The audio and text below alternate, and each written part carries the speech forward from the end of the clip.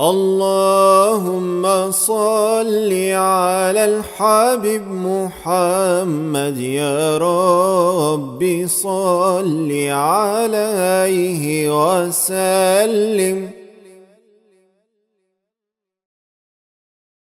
Bismillah, wa salatu wa salamu ala rasulillah wa ala alihi wa sahbihi wa man wala. In this series, we're going to be looking at the topic of muraqabah, or consciousness of the divine.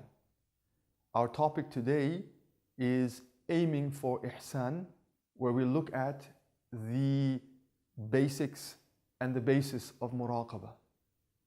Imagine with me for a moment every blade of grass on every tree, every grain of sand in all of the deserts, every drop of water in the ocean, every breeze, every shaft of sunlight, every movement of my heart, every peace, every anxiety, every thought, all of this is known by Allah subhanahu wa ta'ala. Allah tells us in the Quran, وَكَانَ اللَّهُ عَلَى كُلِّ شَيْءٍ رَقِيبًا, that Allah is over all things aware, a watcher, observant. And one of His most beautiful names is Ar-Raqib, the all-observing, the all-aware. Within me, Allah is as well all-aware, whether internally or whether externally.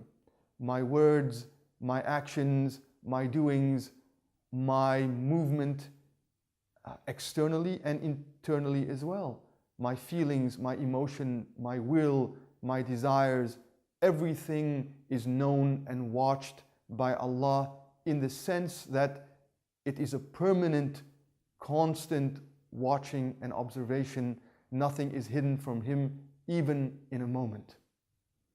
This reciprocal knowledge, my consciousness of Allah watching me, is what is called in Islam muraqabah. And muraqabah, the word muraqabah, has the same root letters as Ar-Raqib, the all-aware, Allah's beautiful name. And muraqabah indicates a relationship whereby I am aware and I am experientially aware, meaning that I'm aware in my heart, in my spiritual center, that Allah is Ar-Raqib and Allah is aware and watching me. And that knowledge, that consciousness in me creates in me an awareness of what is going on inside of my heart. And I begin to become aware and conscious and vigilant about what is happening inside of me. Now, one may ask, this idea and concept and practice of muraqabah, where is its basis? And its basis is very much inside our Islamic tradition. From within the Islamic tradition, we find the strongest evidence, for example, in the hadith where Rasulullah sallallahu alaihi wasallam expounds to us the meaning of ihsan.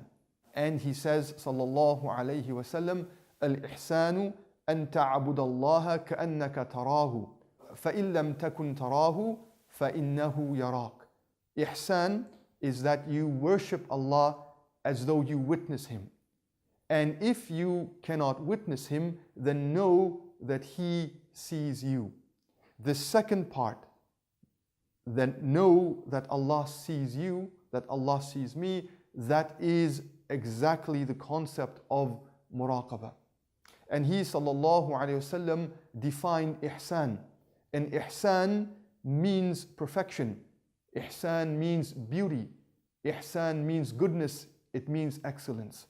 As though He is telling us, sallallahu alayhi wasallam, that the epitome of beauty in Islam, the perfection of Islam, the culmination and the apex of all goodness in Islam, and the most profound excellence in Islam is to be found in the state of muraqabah. The scholars tell us, based on this text and others, that muraqabah of Allah is the key to all goodness.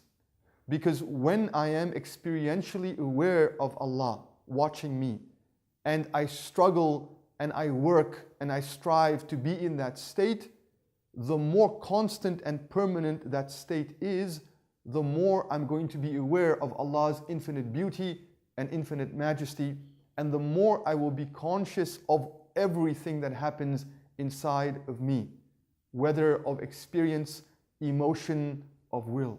And therefore, my words will be beautiful. Therefore, my actions will be beautiful. And therefore, my emotions and my thoughts and feelings will also be beautiful and will be an expression, the truest, most perfect, most beautiful expression of ihsan and of Islam. May Allah strengthen us to allow us to take that journey of muraqabah to Him with our hearts. وصلى اللهم وسلم وبارك على سيدنا محمد وعلى آله المختار.